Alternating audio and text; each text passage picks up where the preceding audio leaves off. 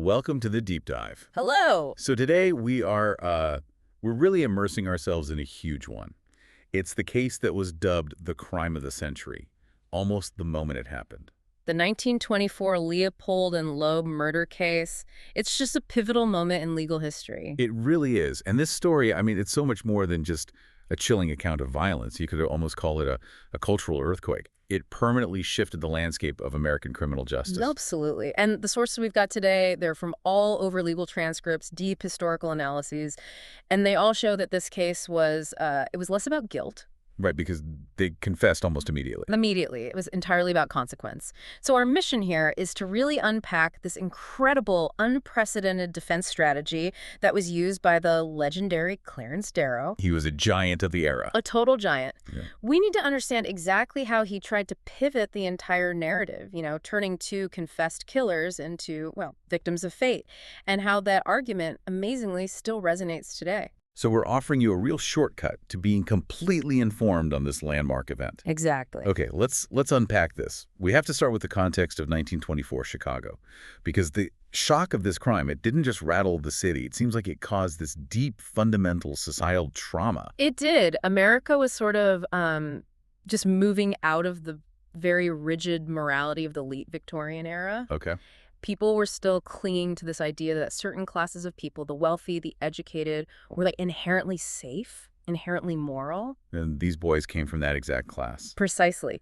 The core fear, and the source material uses the word petrifying, was that the perpetrators were Nathan Leopold, age 19, and Richard Loeb, just 18. So young. And both were immensely wealthy, brilliant college students from these incredibly prominent Chicago families. They were the absolute pinnacle of their society. They were supposed to be the good ones, the success stories. They had every advantage, every single opportunity. And that's why the public reaction was so visceral. It eroded the very foundation of safety. People were looking at their own families and asking, if these two boys, with, no need for money, no obvious reason, could do something so monstrous, what does that say about us? Right. Could my husband do that? Could my own child do that? That intense, generalized fear just instantly translated into this widespread, furious demand for the death penalty. The public wanted vengeance, and they wanted it fast. It wasn't just seen as a crime against a person. It was an assault on the whole social order. That's a perfect way to put it. So to lay out the key players, the victim was a 14-year-old boy, Robert Franks. And as for Leopold and Loeb, we have to talk about their relationship because it became this huge, sensationalized part of the trial. A massive part. They became close friends in 1920, and the sources confirm that by early 1921, their relationship had escalated into what's described as a very intense kind of romantic and sexual partnership. And that intensity, that dynamic between them, really provided the psychological foundation for the crime itself. It did, and it's something that Darrow, as we'll see, later reframed entirely. Which brings us to the crime itself, and maybe the most disturbing part of this whole thing, the shocking lack of a rational motive. That's the philosophical dilemma it created. Yeah, the central horror here wasn't just the murder. It was that it seemed both utterly random and meticulously calculated at the same time. Darrow, in his final argument, summarized it perfectly. He called it a senseless, useless, purposeless, motiveless act. And the sources completely back that up. The motive wasn't greed, it wasn't revenge, it wasn't passion. It was, for lack of a better word, existential. What does that even mean in this context? They confessed that they did it primarily for the thrill of it, or, quote, for the experience. They were obsessed with this fantasy of committing the perfect crime. An act that would prove their intellectual superiority. Exactly. Superiority over the common masses, over the police, over everyone. And the actual mechanics of the crime, they reveal this terrifying, almost clinical detachment. They lured Robert Franks into a rented car. Loeb bludgeoned him with a chisel. But it's the moments during the attempted cover-up that are just profoundly chilling. I mean, they were so meticulous in their planning, but the logistics of it, they just betray this frightening absence of any human feeling. So after the murder, they drove his body, which was dead in the back of the car, around the streets of Chicago for over 20 miles. Through populated streets, past hundreds of other cars, and in the middle of all this, with the body in the car, they stopped. For food. They stopped the car and bought, and this detail is just unbelievable, a couple of red-hot sandwiches and 2 bottles of root beer. That specific detail, stopping for food, is what elevates this from tragic to truly horrifying. It suggests the murder was just an item on a to-do list. The corpse was just baggage. It's pure sociopathy. And Loeb himself cemented this view of detachment when he was describing how they prepared to dispose of the body. What did he say? He detailed how they removed the victim's clothing, and he explained they did it, quote, in order that we might be saved the trouble of too much undressing him later on. Wow. Right? Before they dumped the body into a culvert out near the Indiana border, this wasn't passion or rage, it was cold-blooded efficiency. But hold on, they did try to establish a financial motive, right? They staged a whole ransom attempt, demanding $10,000. They did. But this flimsy attempt, it only magnified how senseless the act really was. Darrow immediately pointed out that the ransom was ludicrous given their resources. So they didn't need the money at all. Not even close. Loeb had $3,000 just sitting in a checking account. He could get funds instantly from his father's secretary. Leopold was getting a monthly allowance of $125, which was a huge sum back then. And he had a car. He was set for a trip to Europe. Right. He had $3,000 put aside just for that upcoming trip. The money was a complete non-issue. So the ransom attempt wasn't about need. It was another piece of the perfect crime fantasy, a theatrical component to throw everyone off the scent. It was part of the game. And by trying to mask their real thrill-seeking motive with a fake monetary one, they only ended up reinforcing the public's view that they had killed for the sake of a thrill. That they killed for sport. Essentially, yes. And their entire, carefully planned, perfect crime, it was undone by the smallest, simplest mistake. Which is always the great irony in these cases, isn't it? Always. The moment of undoing was when Leopold dropped his eyeglasses. Right near the body at the culvert. Yes, a single piece of evidence. And the authorities were able to trace them so quickly because the glasses had this very unique patented hinge. I read about this. It was incredible detective work for the time. It really was. The manufacturer confirmed they had only sold 3 pairs of glasses with that specific hinge in the entire Chicago area. Only 3. 2 of the buyers were quickly ruled out, and the 3rd pair belonged to Nathan Leopold. The whole plot just collapsed instantly. And once that physical evidence pointed straight at them, the confessions followed pretty quickly. Almost immediately. Which meant the defense team, hired by these wealthy families, had this just monumental challenge. They had to defend clients who were not only guilty, but whose backgrounds and immense resources immediately made the public hostile. That public sentiment, I think, brings us to our next section. Because their wealth, it backfired completely. It became, in Darrow's own words, their most serious handicap. The immediate and overwhelming suspicion was that the boys would simply buy their way out of justice. Right. That money would trump morality. Exactly. This created an incredibly hostile environment. It poisoned public opinion, making it almost impossible to find an impartial jury. Darrow even said that in a climate like that, poverty would have actually been fortunate. And all of this was happening during an era of just unprecedented media sensationalism. You have to think about the kind of true crime coverage that inspired the musical Chicago. That was this era. That's the perfect parallel. The press treated this case as a massive, ongoing moral spectacle. It was a lens they could use to examine all of society's own fears and biases. The media frenzy was relentless. Totally relentless. They didn't just report the facts. They speculated wildly on the boys' morality, their psychological makeup, even their gender roles. They latched on to any kind of quasi-science to fuel this fire. Which brings us to phrenology, which is just fascinating to see in the sources. Please, why? For anyone listening, phrenology was this now totally discredited practice of assessing personality and mental capacity based on the shape and bumps of the skull. And the Chicago Daily Tribune actually published a phrenologist's findings on the boys. Right. And those findings were, of course, highly charged and designed for maximum sensation. What did they say? Loeb was pronounced a boy of a feminine type of mind who craved attention and applause. Okay. And Leopold was deemed to have a destructive instinct, a dynamic personality, and this aggressive need to dominate. So it's just reinforcing stereotypes. Absolutely. This kind of sensationalized reporting fed the public appetite. But it also, and this is key, it subtly introduced and leveraged anti-Semitic and homophobic innuendo about their intense relationship. So the press effectively prejudged them as moral and sexual deviants. Yes, and that played right into the prosecution's hands. So let's talk about the prosecution, led by State's Attorney Robert Crowe. Crowe saw this immediately for what it was, a career-defining case. And the sources say he used it to bolster his own reputation. His strategy was dead simple. Appeal directly to the public's thirst for vengeance and the death penalty. And his language was just intensely hyperbolic. It was all about dehumanizing them. Completely. The sources are filled with quotes. He called the boys monsters, snakes, mad dogs, and very specifically, cowardly perverts. He was trying to make sure no juror, no judge, could possibly see them as human beings who might deserve mercy. Not a chance. And he specifically exploited their relationship. Crow emphasized their unnatural sexual urges. He even publicly claimed that Leopold complied with Loeb's wishes and allowed him to use his body for vile and unnatural practices. That's an incredibly loaded statement for 1924. It was a strategic move designed to seal their fate, to make them irredeemable outsiders in the eyes of the public, making execution the only satisfying, logical outcome. That level of public hatred really set the stage for the courtroom clash, and it became a battle, not just a legal procedure, but of these emerging scientific ideas. Psychiatry was basically put on trial. Yeah, that's what it seems like, which brings us to the battle of the alienists. Right, and even that term alienist is so telling. It implied someone who dealt with the alienated, the mentally disturbed. Darrow's team knew they couldn't argue innocence, so they had to argue for diminished responsibility due to some kind of mental defect or disease. And to do that, Darrow assembled a real dream team of experts. Oh, he secured the top national figures.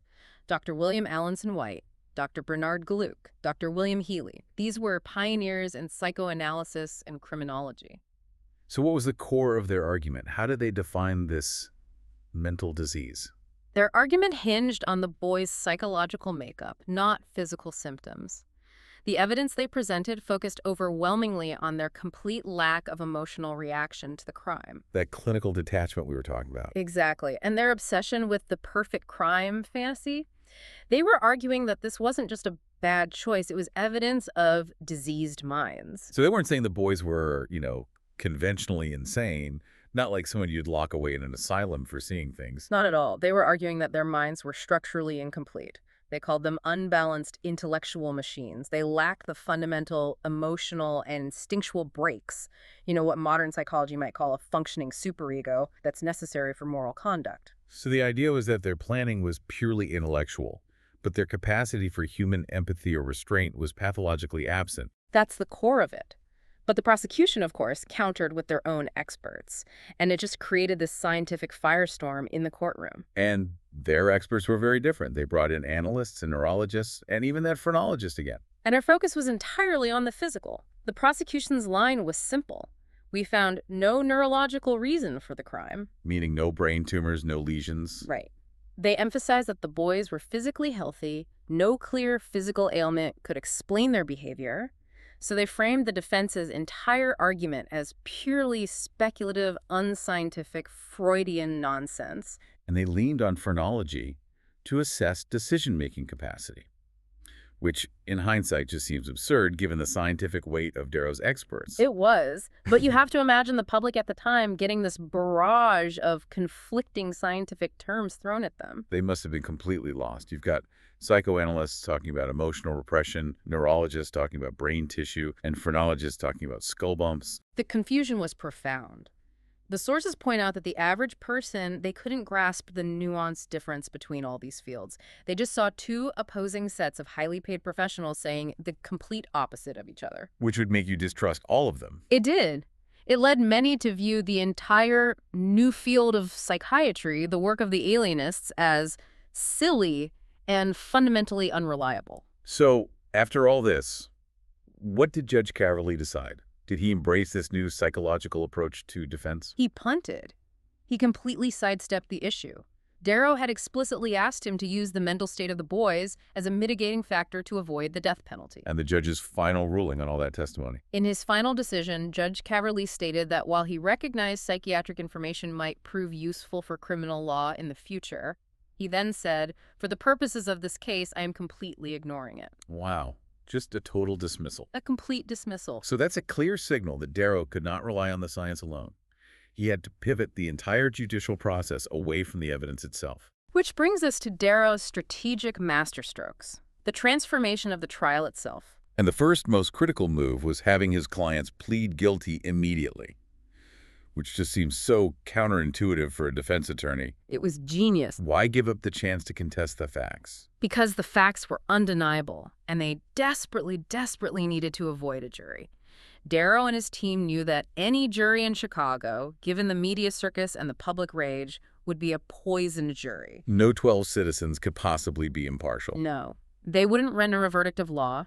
They'd render a verdict of vengeance. By pleading guilty, they avoided the jury entirely. The case went straight to Judge Caverly for sentencing. A single judge.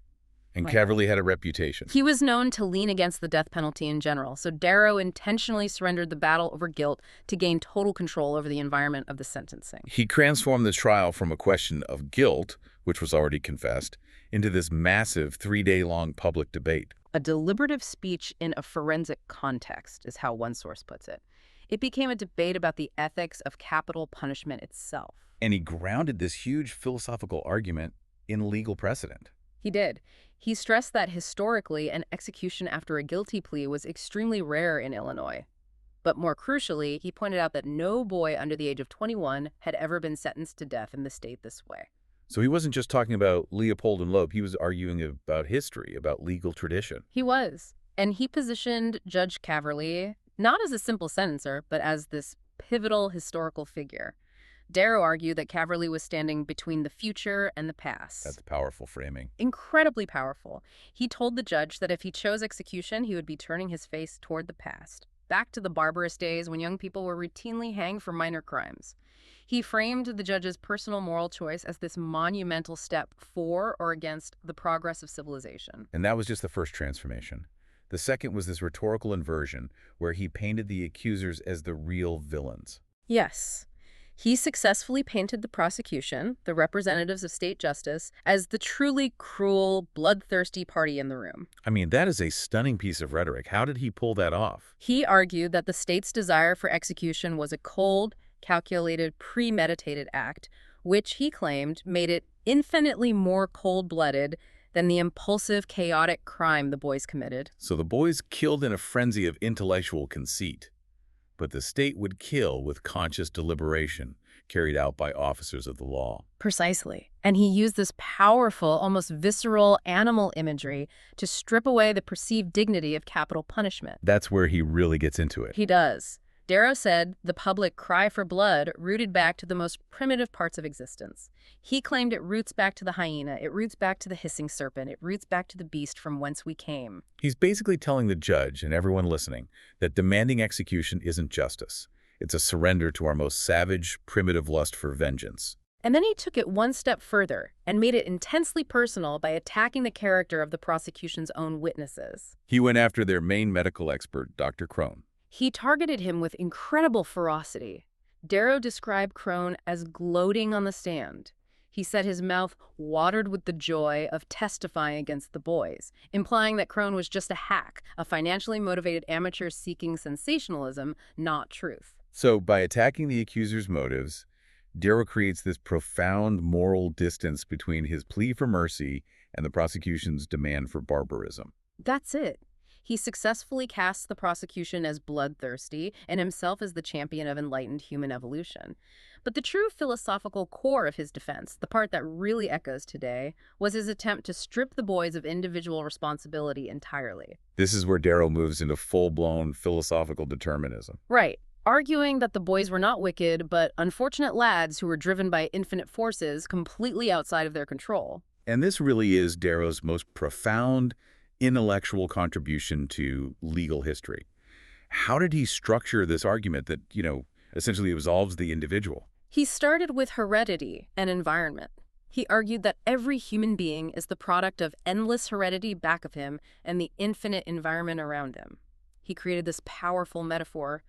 Why should a person be blamed for an imperfect machine? Or blamed for a remote ancestor who sent down the seed that corrupted him. Exactly. Darrow asserted that every single life is inextricably mixed and woven with every other life. He was essentially arguing that if you follow the chain of cause and effect back far enough, individual agency just dissolves. So to punish Leopold and Loeb was, in his view, just visiting the crimes and mistakes of society on to convenient individuals. And this determinism was supported by all that psychiatric testimony. Even though the judge ignored it, it formed the backdrop for Darrow's narrative.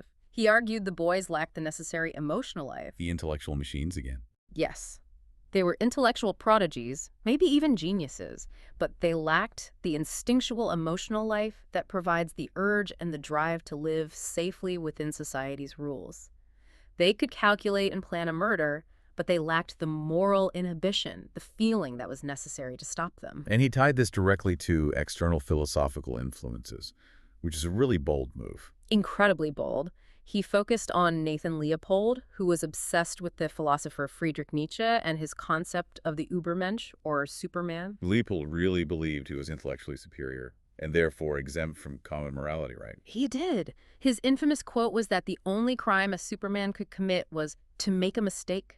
He genuinely believed the murder wasn't a moral failure, it was just a tactical error that led to his capture. And Darrow used that belief not to condemn Leopold, but to blame the environment that fostered it. He did. He turned to the court and he asked why the university, which he called the storehouse of the wisdom of the ages, was not responsible for exposing this immature 19-year-old boy to a philosophy that, if you take it literally and without maturity, would inevitably lead to destruction. He's blaming the curriculum. He's blaming the reckless way it was absorbed. He's saying the philosophy was the destructive force, not the boy himself. But stepping back, that argument is so ethically complicated, isn't it? Yeah. I mean, if we blame the university or the seed of a remote ancestor, where does accountability truly begin or end? That is the essential tension Darrow created.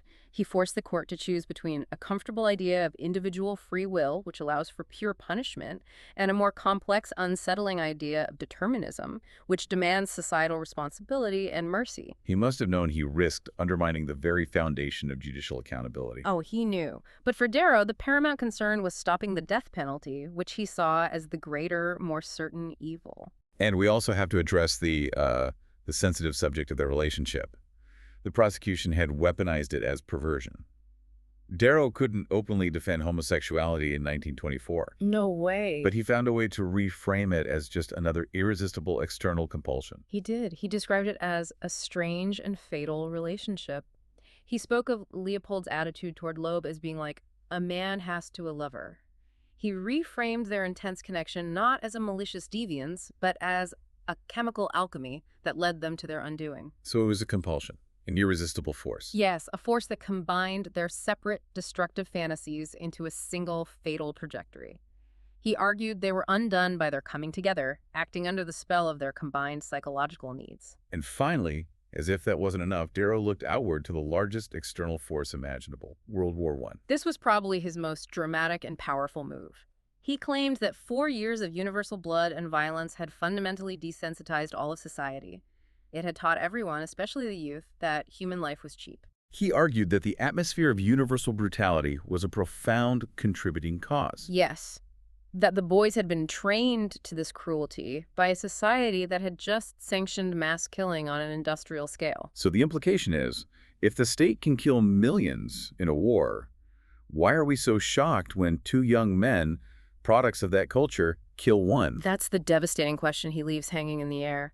He systematically built this case where virtually everyone and everything, heredity, philosophy, their relationship, global war, everyone except the boys themselves, was to blame. An exhaustive 3-day philosophical effort just to save their lives. Exactly. So after this extraordinary summation, what did Judge Caverly decide? On September 10th, 1924, Judge Caverly handed down the sentence. It was life imprisonment for both Leopold and Loeb. Darrow did it. He achieved his immediate primary goal. He saved them from the hangman's noose. He replaced the death sentence with a prison term that Darrow described poetically, using words from the poet A.E. Housman. In all the endless road you tread, there is nothing but the night. Life imprisonment was a huge victory for Darrow, but he immediately framed the outcome as something much bigger than saving these two specific men.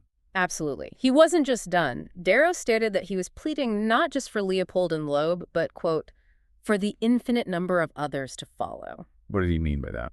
He believed the verdict would affirm mercy and progress, that it would make it easier for every other boy who might face the judicial system under that kind of extreme public pressure. He truly believed that by rejecting the primitive lust for blood, The verdict was a profound step forward for civilization itself.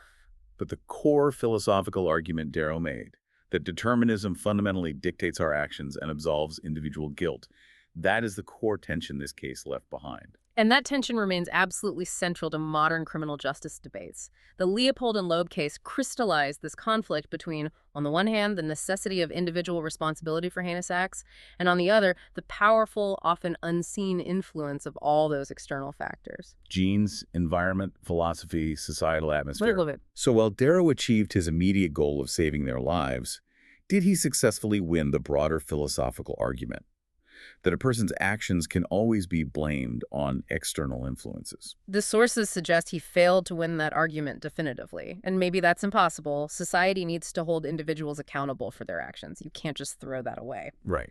However, what Darrow did do was successfully infuse mercy and context into the discussion. Before this case, the conversation was so black and white: good person, bad person, evil act. After Darrow, the conversation became infinitely more complex. It forced the legal system to at least consider the shades of gray, the underlying forces that shape a criminal act. So every time we grapple with a senseless act of violence today, whether it's committed by a disturbed youth or someone with immense privilege, we are essentially asking Darrow's questions. We are. What forces shape this person? Where does personal agency end and determinism begin? What responsibility does the broader environment, does society bear for what happened? That is the ultimate enduring legacy. Darrow, at the end of the day, asked Judge Caverly to consider a profound idea: if we cannot truly know what justice is, Right. If we can't scientifically and morally appraise a person's culpability, given all of these complex, infinite forces that shape them. when we have to cling to mercy as the one thing we can be sure of. And that debate over the role of determinism in crime, punishment, and forgiveness continues to shape virtually every reform movement in criminal justice today. A truly profound and, frankly, unnerving legacy. It all stems from one of the 20th century's most chilling crimes. This deep dive really examined how Clarence Darrow's strategic reversal turning confessed killers into victims of fate and their accusers into agents of barbarism permanently changed the conversation. It did, and in considering the legacy of Leopold and Loeb, we're forced to look at those shadows of the past, the heredity, the philosophy, the environment that shaped those two boys in 1924. And perhaps it encourages you to consider the infinite forces that shaped your own decisions, both large and small, today. That's an excellent point. Thank you for joining us for this deep dive.